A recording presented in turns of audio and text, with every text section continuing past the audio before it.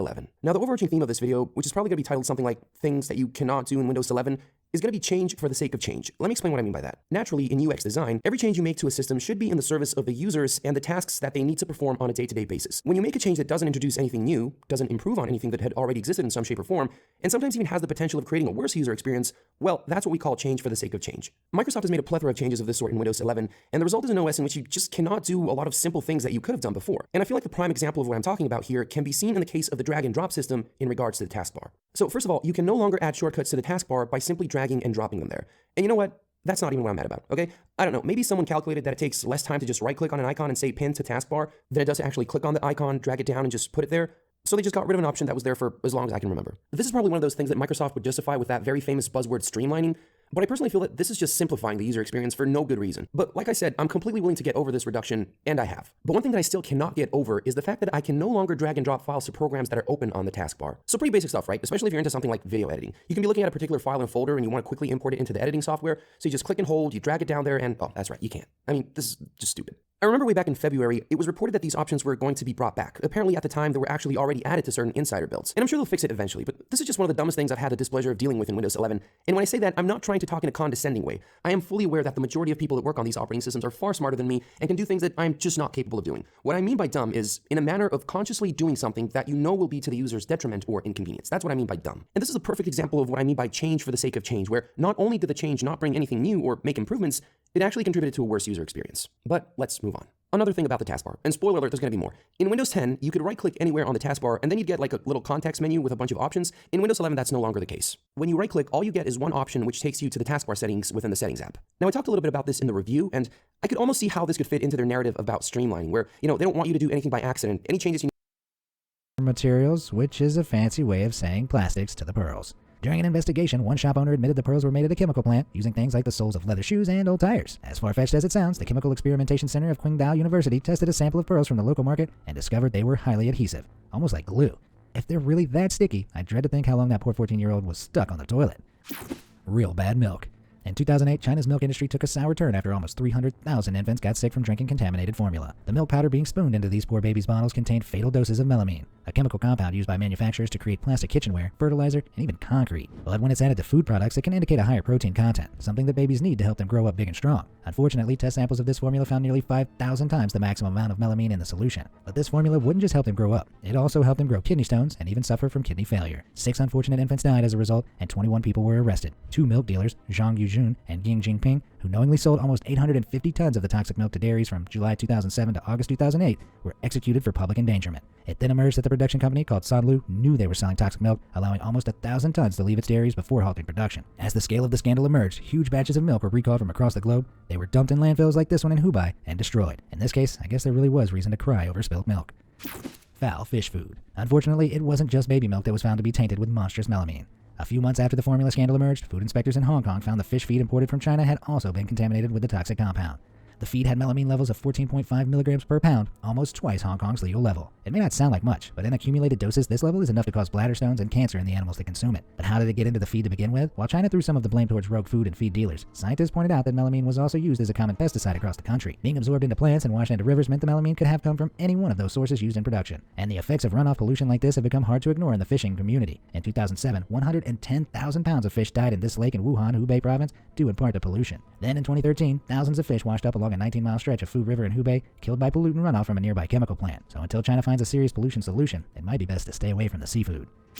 70 steak. In 2015, Chinese authorities busted a frozen meat smuggling operation that left a nostalgic taste in everyone's mouth. The almost 900-ton haul contained a batch of frozen food that was older than some of the customs agents, with labels dating it back to the 1970s. Fortunately, it was stopped before it reached its destination, which would have been the restaurants, retailers, and supermarkets of Hunan province. It was part of a much wider operation that cracked down on the sale of over 110,000 tons of fetid frozen meat, worth approximately $500 million.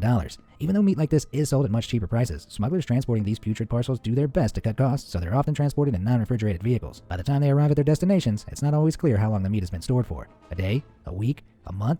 Well, in this case, it was 45 years. I know some people like an aged steak, but that's just ridiculous. Which one of these scandals turned your stomach the most? Do you happen to know of any others that are even more vomit-inducing than these? Let me know in the comments below, and thanks for watching.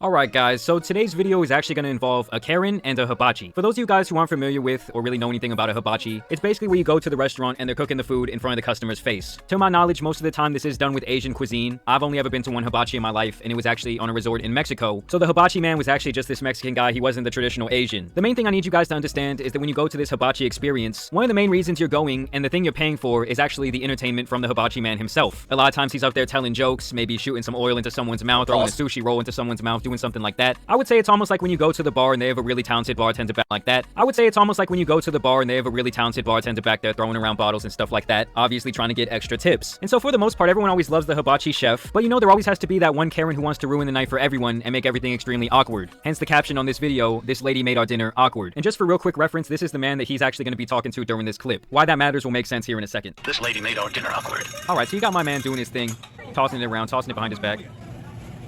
Watch this, my brother. Now that was some cool shit. Alright, let's play that one back. My brother. That's not easy to do. Alright, so pay attention to what he said right there. This man said Kobe and pointing at the sky, obviously showing his respect for the late great Kobe Bryant. I feel like the whole throwing in object and saying Kobe thing kind of started when I was a kid. Like for example, I got this piece of paper, right? Okay, I take it, I crumple it up, I shoot it in the trash can and say Kobe. I mean, it just sounds so smooth, it sounds so cool. No one wants to say Curry or LeBron, it just don't sound cool. So the man is obviously just trying to show his respects, and here comes the Karen. Kobe. That's our first Black Mamba, man. R.I.D. You gotta bring the black man into this. So what? You gotta bring the black man into this. Black man? And he's about Kobe.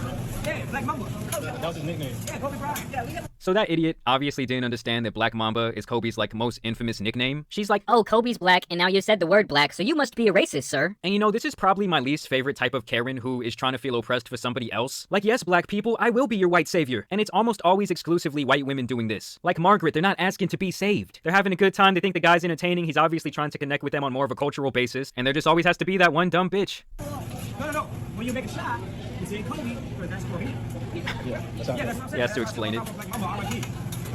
Like, getting it? Y'all getting it? I get it. I got it first time. All right, you got it. All right. It's not insult or anything. He's like, do y'all get it? I am not a blatant racist. I'm just trying to entertain the public. Also, the fact that she looks like this kind of explains her whole attitude perfectly. I will never trust a woman who has an undercut. And see, part 2 is really kind of where he starts to go off on her more. You can take care of me. You know what I'm saying?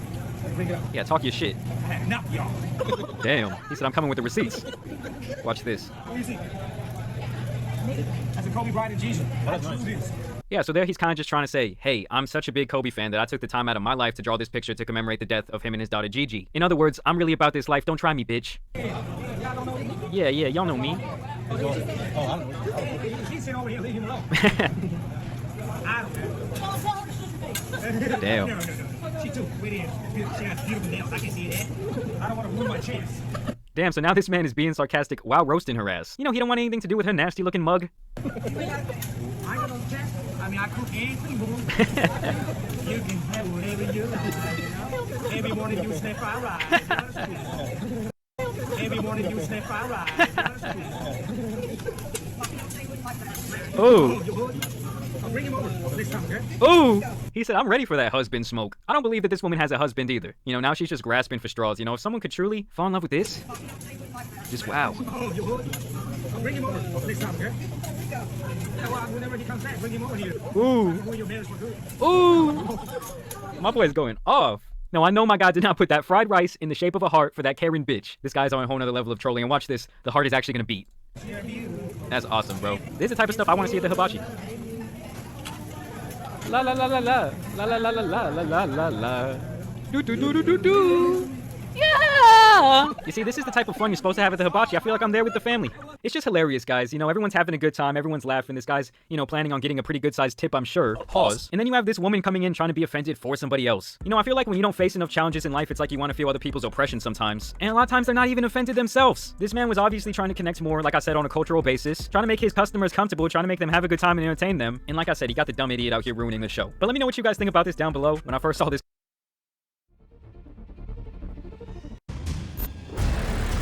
It's 40,000 likes. We will do another physical fitness test. So I'll go through the top comments and pick a popular request.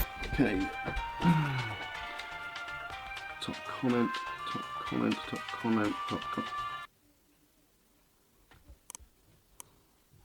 Top comment, top comment, top comment. I'll do.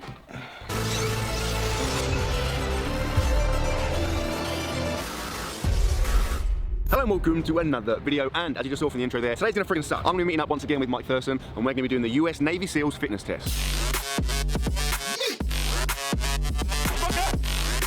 Now, as you also just saw, the top requested comment as far as the fitness test goes was actually for us to do the Russian Army fitness test. That comment was obviously made by someone that literally wants me to die. But I did some research into that test. First, it took me about 6 years to find out loosely what it is, and when I did find out what it is, it's completely unrealistic. It contains stuff like hand-to-hand combat and a live grenade throw. And so yeah, I sacked that off, found the next highest ranked comment, which is for us to do the US Navy SEALs test, and here we are. Now, as the last 2 videos we've done, I'm gonna set another likes target, but this time I'm gonna up the ante once again. So if this video gets 50,000 likes, I'll go for the top comments, I'll pick the most popular